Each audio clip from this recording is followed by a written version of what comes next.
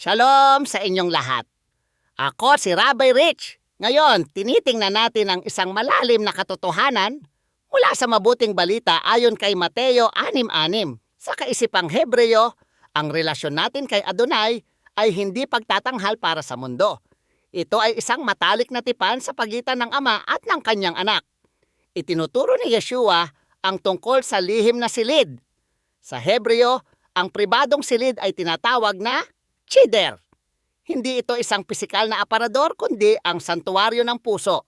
Ang mga pinunong relihiyoso noon ay mahilig sa pagkilala ng tao. Gusto nila ang kaluwalhatian mula sa mga tao.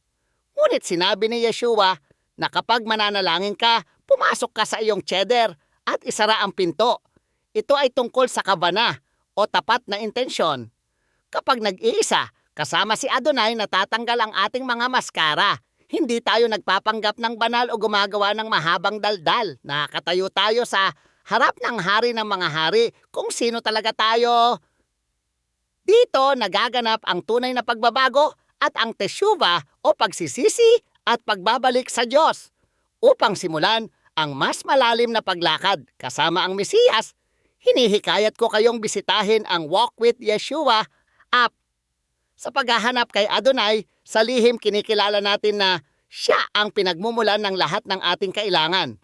Alam niya ang iyong puso bago ka pa man magsalita. Ang gantimpala na ipinangako ni Yeshua ay ang presensya ng Ruach HaKodesh at kapayapaan na higit sa pag-unawa. Kapag nilinang mo ang lihim na ugnayan, kasama si Yeshua ang iyong pampublikong buhay ay magpapakita ng kanyang liwanag.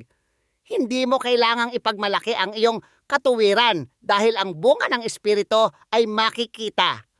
Hayaan ang iyong buhay panalangin na maging nakatagong kayamanan. Kapag isinara mo ang pintong iyon, nagbubukas ka ng lagusan patungo sa trono ng langit. Pagpalain nawa kayo ni Adonai ng bagong pagkauhaw para sa kanyang presensya ngayong linggo. Makasumpong nawa kayo ng lakas sa mga tahimik na sandali at marinig ang kanyang mahinahon na tinig. Maging matatag, manatiling tapat, at samahan ninyo ako sa susunod nating pag-aaral. Shalom!